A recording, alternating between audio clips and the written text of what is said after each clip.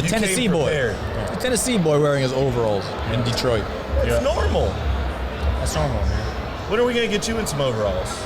We had this conversation. We shouldn't have it on the air. You'll never be cold. I'll never be in overalls either.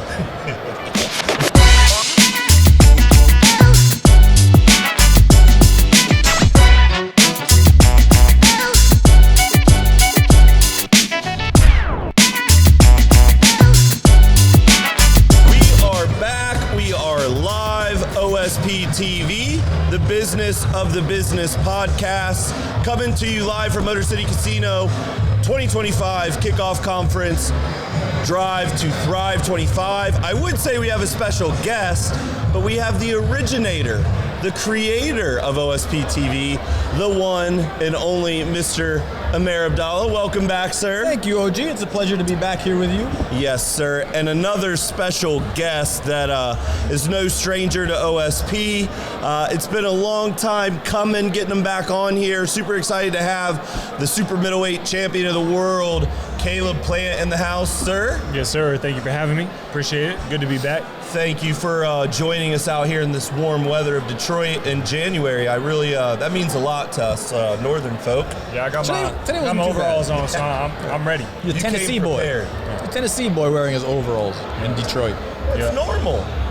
That's normal, man. When are we going to get you in some overalls? We had this conversation. We shouldn't have it on the air. You'll never be cold. I'll never be in overalls either. So, I'll start with you, Amer. What's new these days? What you been up to? There's a lot of things going on. I mean, with OSP Sports and Entertainment, you know, we're taking a lot of big steps here. We just had a great event, Mike Tyson versus Jake Paul. Proud to be in Mike's corner. In the history of streaming, it was number one. 65 million households, over 125, 150 million people saw it. Massive audience, the biggest female fight ever to be witnessed. It was a huge stage. Great, yeah, that was a big one. Not the result that we wanted, but nonetheless, the event was amazing. We've got some things happening overseas also. One, Mr. Caleb Plant has a problem with me saying ever. Even though it is the most streamed event ever, it's not the most viewed event ever. Now, Floyd versus Manny did 4.6 million. Floyd versus Conor. But you specified between streamed and viewed, but that was not what was first put out. So I was just correcting that. Viewed, look at viewed live, it was. No, that fight globally, over the reruns and over everything, it had over 1 billion views. We're talking about Ali Foreman. There you go. Rumble in the Jungle. Okay. But live audience, I am confident that Paul Tyson... He doesn't know, but he's confident. That's why he said he's confident, because he doesn't know for sure. Ali Foreman is the most viewed fight, but that doesn't mean it was a live audience. It was over the history of the viewership of it. Over 1 billion people saw it. But 1 billion people aren't going to watch it live. Yeah. Like in 1970, how many people were alive? 3 billion? Maybe so if you and Mr. Plant ever got in a watched fight, we could get 1 billion views. That's why I'm saying I'm confident. 1 billion people? So you're saying 1 billion people from then to now? I'm saying yes. Over the course of that fight, 1 billion people have viewed that fight. No. Which one? Live. Ali Foreman. Oh, okay. No, live, 1 billion people. There's always an argument. No, there's not. No, it is. No, there's not. Half the time we argue I'm right and half he's wrong. Johnny, what's the global population? 4 billion people. So you're telling me 25% of the world watched that fight? Come on now. You know that's not right. This lets me know that you're not confident in it. I ain't gonna argue. It's been a while, Mr. Plant. A lot's happened since the last time we had you on here. Recently had your daughter, right? I think expecting a son, yeah? Yeah, son on the way. 2-year-old daughter, Charlie. Yeah. She's been, kids are a blessing. You know what I'm saying? For me, I don't really feel like there's anything more fulfilling than, watching your kids grow, watching your kids be happy, laugh, learn. And so me and Jordan, we've been having a lot of fun with Charlie and teaching her things, bringing her to the gym. And, we're excited to have a second kid on the way, so. Do you feel like it's changed anything as far as your career? Whether it be a mindset, mentality, prioritizing, balance?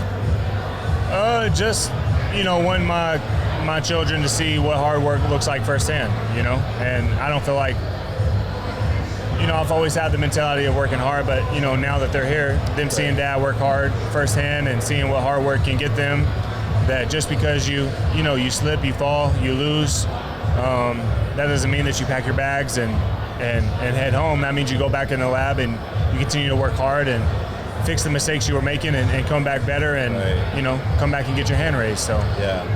That video you showed today was awesome when Charlie was watching him beat somebody up in sparring and her reactions to it. Her facial expressions are unbelievable. I mean, it's pretty easy to see. I would imagine makes you want to go even harder. I mean, just it's exciting to see her excitement when she's in the gym, and she's got a bold personality. She's really confident. She's not scared of adults or scared of people. She walks right up or goes right in the middle of the boxing ring and starts. She calls it ushing because you go ush, ush, ush, ush, ush. So she won't be a fighter though. Not a fighter. No. Stops at dad. Maybe tennis. Who knows? Something like that. Golf. Yeah. Golf. Hey, a lot of money in golf these days, especially over in Saudi. Saudi's taken over a lot of sports. Now they won the bid for the World Cup in 28. Did they get it? Oh yeah. They got it. That's going to be crazy. That'll be massive. I mean, you see what Qatar did in 24 and 22. That was unbelievable. So it's either is it 26 or is it 30? No, 2030 they got it. I think 2030. Yeah, 2030 they got it. It'll be massive. So obviously a big part of what we do at OSP is sales. In our business and sales, it's probably the opposite, a little bit of what you're used to, where you lose normally more than you win. We get told no more than we win. You rarely ever lose. And you've been a part of some of the biggest fights in the world in the last 5 years. Some you've won, had hand raised, won belts, sometimes came up a little bit short. What would you say to people that get knocked down, and how to keep confident, how to get back up, how to learn and get better from it? What advice would you have for that? I mean, sometimes a big part of winning is losing, and you got to lose a lot before you start winning. And, if you lose, if you stumble, if you fall, if you don't get up, that's where you're going to be forever, and nobody wants to hang out down there. So it's always good to get up, dust yourself off, pull your boots tight and get back in the lab, correct those mistakes and try to come back better. It's very rarely are any of us going to stay undefeated in whatever profession we're in or in life in general. No one's undefeated. So loss is a part of life. And I think it's about just the mentality. If you're built off just looking good and looking pretty and then you fall and you get dirty, it may shatter your ego. But when you made it through hard times, tough times, you understand that those losses make you stronger, they make you better. Very rarely do people get better from winning all the time. They get better from losing. So you've kind of really become a polarizing figure in the boxing world.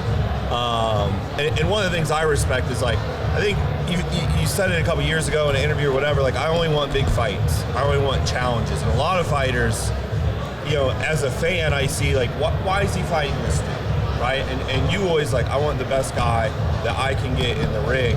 What is it about those challenges that kind of, attracts you, per se? I feel like since I've been a kid, I've been a dice roller. I like taking risks. I like betting on myself. And at the end of the day, I think my competitive spirit wants to know, believes I'm the best, and wants to figure out if I'm the best. And you can't do that by not fighting people who are on your level or who are above your level. You have to go out and you want to take those big challenges, especially if you feel like you're right there neck and neck with them. Why would you leave it in the air to be up for debate? I'd rather get in there and roll the dice and settle it like men and see who's the best. To be the best, you got to beat the best. So. And both of you guys have had huge events, huge years. I know you had the Saudi event with Badu, Jake Paul 2 years ago. Last year was the Tyson, Jake Paul. You've been in a big fight, it seems like twice a year for 3 or 4 years now. What's 2025 got in store? Just like when Mike Tyson called me and we talked, and the question he had to me was, how are we going to make this year bigger? We're going to find a way to make this year bigger. We've got some things planned, and I don't believe in luck. Destiny is your destiny, but you have a lot to do with that. Your hard work, your dedication, your tenacity, your persistence. your integrity, the relationships that you have, those lead to opportunity. Opportunity doesn't lead to relationships, and that's very important for me. And I believe that the relationships that I've built over the years and the reputation that we have and the integrity that we've been done in the business will always lead to fruitful things. There's business endeavors, and I was talking to Caleb about some things that, you know, we're looking to do that have landed on my lap just because of the relationships and how good that relationship was, that led to other opportunities that I would have never been in those spaces, like spaces that I have no business being in, but because we have great relationships with people and we connect them, all of a sudden you become a broker, and there's a nice compensation for that. So I think it's very important to always, you know, have that in mind. And then for us, that's what ends up like the relationship with Mike Tyson. He didn't need me in the corner with him. He didn't need me in camp with him to help him with it. He didn't need that. But because we had such a great relationship over different things, he trusted me enough for that, and that led to that opportunity, and that other things led to other opportunities. So the most important thing is, you know, don't worry about what the year is going to be in that. Just work on yourself, work on your relationships, work on your integrity, and maintain those and cultivate those relationships, because they lead to opportunity. I know Charo's already on your slap list. Is he on a future fight list in the near future? I hope so. You know, that's if it was up to me, that's the way I would have it. We're all out here minding our business, trying to make our way through life, create the best opportunities we can for our families, and walk in the door in one piece and walk out the door in one piece, right? So sometimes people won't let you mind your business, though. So that was an unfortunate event, but you know, I'm hoping that we can get in the ring, let the bell ring, and, you know, settle it like men. Berlanga, Charlo, Munguia, those are all big fights that I like. So I got a rematch with Canelo.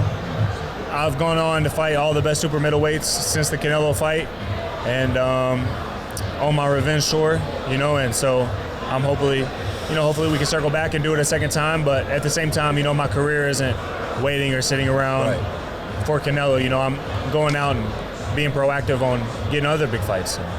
Awesome. And you mentioned family, and I just saw Miss Jordan, JP, walk up. You know, I know something that obviously me and you work together for quite a long time now, and something you always preach is having that significant other, that other half, that partner in your corner.